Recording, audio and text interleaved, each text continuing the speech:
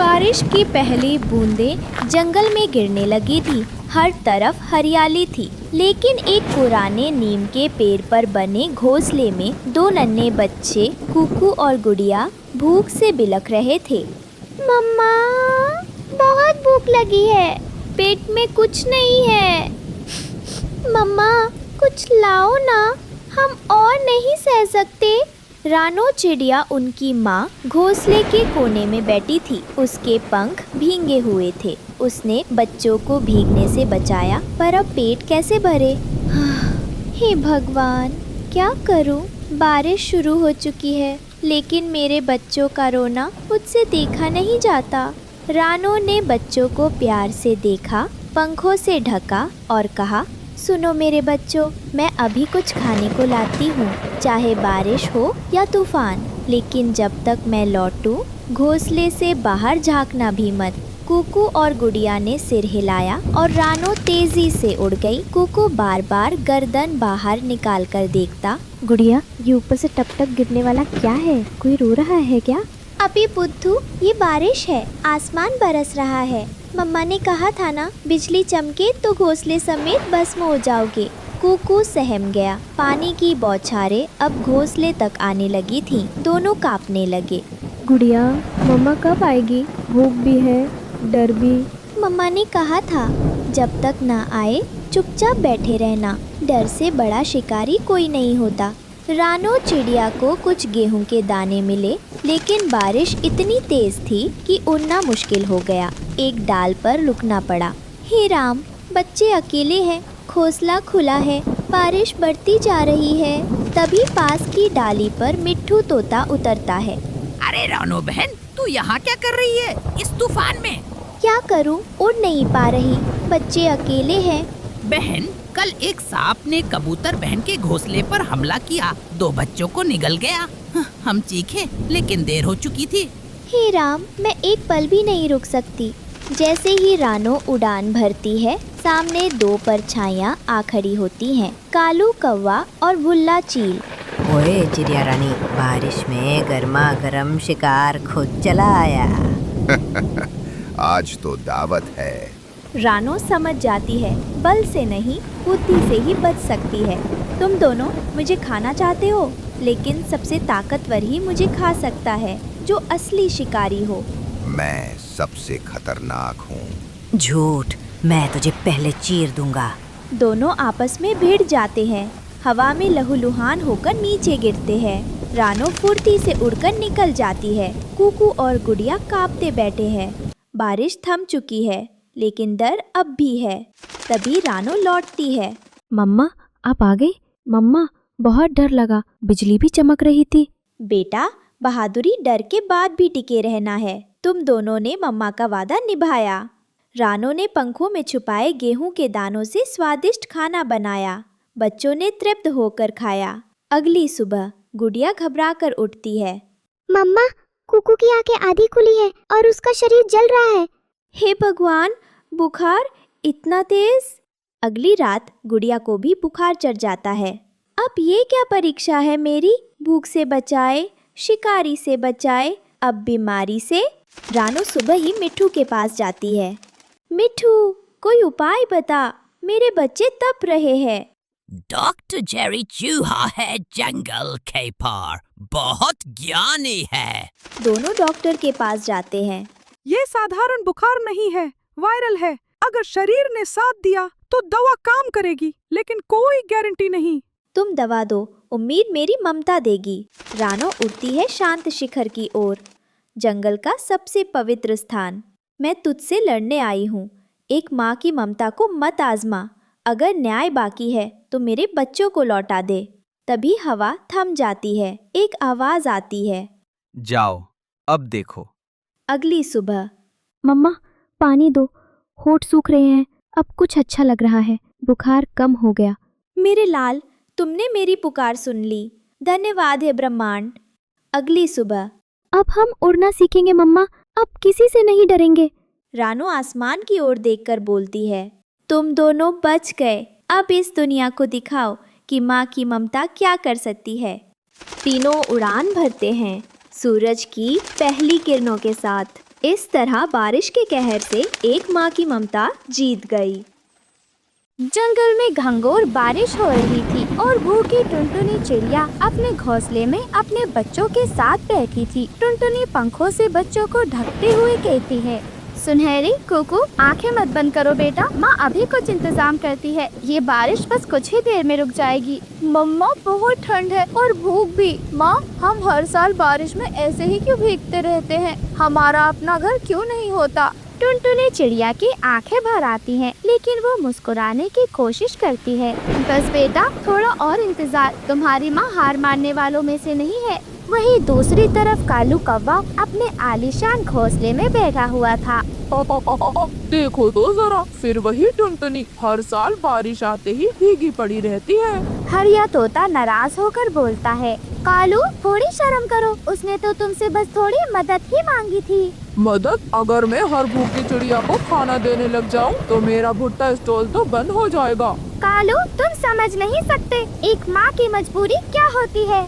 और 2 दिन बाद बारिश थम जाती है। टुनटुनी चिड़िया अपने बच्चों को गोद में लिए जंगल की एक सुनसान और निकल जाती है। वहाँ एक पुराना अंगूर का पेड़ दिखाई देता है जो सूखा और जर्जर था। टुनटुनी चिड़िया उस पेड़ के नीचे बैठ जाती है।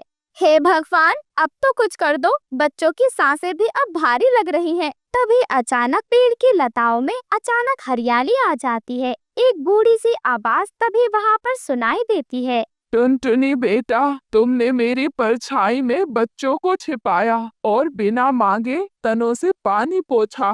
कौन बोल रहा है? मैं हूँ अंगूर बाबा, बरसों से सूखा खड़ा हूँ, लेकिन तुम्हारी सच्चाई और ममता ने मुझे फिर से जीवित कर दिया। टुनटुनी चिड़िया की आंखों से आंसू बहते हैं। बाबा, मैंने तो बस बच्चों को बारिश से बचाया है। और उसी ममता ने तुम्हें मेरा जादू सौंपने योग्य बना दिया। अब मेरी अंगूरी लताएं तुम्हारे लिए घर बनाएंगी। वो जर्जर पेड़ अचानक हरा हो जाता है। हर अंगूर की बेल से चमक उठती है, बेलें नीचे झुकती है और एक गोल मीठी सुगंध से भरा जादुई अंगूर का घर बन जाता है। मम्मा देखो, हम अंदर जा सकते हैं। हाँ बेटा, अब ये घर हमारा है, जादुई अंगूर का घर। अंगूर के घर के अंदर नरम अंगूरी फर्श था। दीवारें हल्की सुनहरी रोशनी से दमक रही थी। दीवारों से हर समय मीठे अंगूर की खुशबू आती। खाने के लिए रस वाले अंगूर की टोकरी खुद ब खुद भर जाती थी। माँ देखो, ये सबसे मीठे अंगूर है जो मैंने खाए हैं। अब हमें किसी के दरवाजे नहीं जाना पड़ेगा। वही कालू कौवा ये सब कुछ देखकर जल रहा था। अंगूर का घर, जंगल की सबसे गरीब चिड़िया अब आलीशान अंगूर के घर में रह रही है। और देखो तो कालू, जंगल के सभी पक्षी कैसे उसकी तारीफ कर रहे हैं। ये तो बर्दाश्त नहीं होता। कुछ करना होगा गौरी, मैं उस अंगूर के घर का राज पता लगाऊंगा और फिर वो घर मेरा होगा। और फिर कालू कौवा अंगूर बाबा को काटने की योजना बनाता है। एक रात कालू कुल्हाड़ी चोंच में दबाकर अंगूर बाबा के पास पहुंच जाता है। बस एक बार और सारा जादू खत्म। लेकिन जैसे ही कालू कौवा अपनी कुल्हाड़ी उठाता है, तभी पेड़ की बेलें हिलने लगती हैं और वहाँ से आवाज आती है, कालू, लालच कभी फलता नहीं, तू काटेगा तो खुद गिर जाएगा। तेरी बातों से डर नहीं लगता मुझे। इतना कहकर कालू कौवा कुल्हाड़ी चलाता है, लेकिन हाथ कांपता है और बिजली गिरती है। कालू बेहोश होकर गिर जाता है। जंगल के जानवर उसे उठाकर वापस पेड़ से दूर ले जाते हैं। बाबा, वो आपको चोट पहुंचाने आया था। जो सच में प्यारा होता है वो किसी से नहीं डरता, पर जो लालच करता है वो खुद को खो देता है। बाबा, मैं आपका कर्ज कभी नहीं चुका पाऊंगी। अरे नहीं बेटा, तूने जो सच्ची माँ का धर्म निभाया है वही तुम्हारा उपहार बना। अब इस घर के दरवाजे हमेशा खुले रहेंगे, हर उस चिड़िया के लिए जो ईमानदार होगी। और ऐसे ही जंगल के कई गरीब पक्षी अब टुनटुनी के पास आते। क्या हमें एक रात के लिए शरण मिलेगी? नहीं, एक रात के लिए नहीं, जब तक चाहो तब तक रहो बहना। ये घर सिर्फ मेरा नहीं, हम सबका है। मम्मा, अब हम दूसरों को खाना भी दे सकते हैं ना? हाँ मम्मा, अब हमारा घर सबसे बड़ा है। बिल्कुल बेटा, यही तो असली जादू है, जितना बांटो उतना बढ़ता है। जंगल में सूरज निकलता है। अंगूर बाबा की बेलें हरी और चमकदार थी और टुनटुनी चिड़िया का जादुई अंगूर घर अब उम्मीद का घर बन चुका था। वह अपने बच्चों के साथ खुशी खुशी अंगूर के घर में रहने लगती है।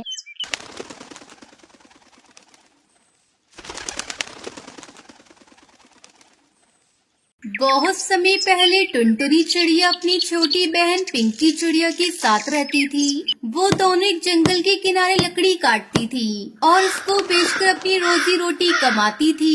बड़ी बहन टुनटुनी का बर्ताव अपनी छोटी बहन की और कुछ ठीक नहीं था। वो सारा खाना खा जाती थी, लेकिन छोटी बहन हर रोज अपनी बड़ी बहन का इंतजार करती ताकि वो दोनों एक साथ भोजन कर सके।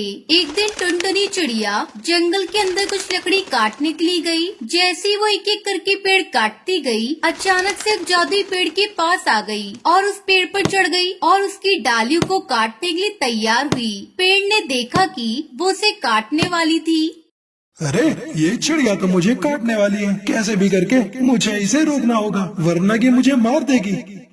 जादुई पेड़ को उससे किसी भी तरह छुटकारा पाना था। वो अपना जादू का उपयोग करके हिलने लगा ताकि वो चिड़िया नीचे गिर जाए। अरे ये क्या हो रहा है? लगता है कि कोई भूकंप आया है। लेकिन कुछ भी हो जाए, मैं हार नहीं मानने वाली। मैं इस पेड़ की टहनी को काट कर ही रहूंगी। ये कहकर वो दोबारा उस पेड़ पर चढ़ जाती है। अरे ये चिड़िया कितनी जिद्दी है और अब इससे अच्छे तरीके से ही बात करके छुटकारा मिलेगा। सुनिए, कृपया मेरी डालियों को न काटें। अगर आप मुझे बख्श देंगे तो मैं आपको अपने सुनहरे आम दूंगा। सुनहरे आम के बारे में सुनकर टुनटुनी चिड़िया के मन में लालच आ जाता है। मतलब असली वाले सोने के आम ना? मैं काफी सारे आम दूंगा जिससे तुम संतुष्ट रहोगी। टुनटुनी चिड़िया ने थोड़ी देर सोचा और फिर मान गई। लेकिन जब पेड़ ने अपने वादे के अनुसार उसको सुनहरे आम दिए, टुनटुनी चिड़िया लालची बन गई। तुमने धोखा दिया है, इतने कम आम दिए। मुझे और चाहिए। मुझे अपने सुनहरे आम दे दो, नहीं तो मैं तुम्हारी डालियों को काट दूंगी। तुम ऐसी मांग नहीं कर सकती। मेरे पास जादुई शक्तियाँ हैं और मुझे धमकी देने के लिए तुम्हें दंड मिलेगा। जादुई पेड़ ने अपनी जड़ों को धरती से उजाड़ा और टुनटुनी को कस के झपट लिया ताकि वो वहाँ से भाग न सके। शाम होने लगी थी। ओए जादुई पेड़, तुमको बड़ा घमंड है ना? तुम सोचते हो तुम मुझे ऐसे पकड़ के रख पाओगे, लेकिन मैं तुम्हारी सारी डालियों को काट दूंगी। मूर्ख पक्षी, तुम फंस चुकी हो। तुम मेरे जड़ों से मुक्त नहीं हो पाओगी। तुम बहुत कमजोर हो। टुनटुनी को एहसास हुआ कि वो वाकई कुछ नहीं कर सकती। हे भगवान, मुझसे गलती हो गई। जब आपने मुझे अच्छे से आम दिए थे, मुझे चुपचाप ले लेना था, परंतु मैं लालची बन गई और आपको धमकी दे दी। कृपया मुझे क्षमा कर दे और जाने दे।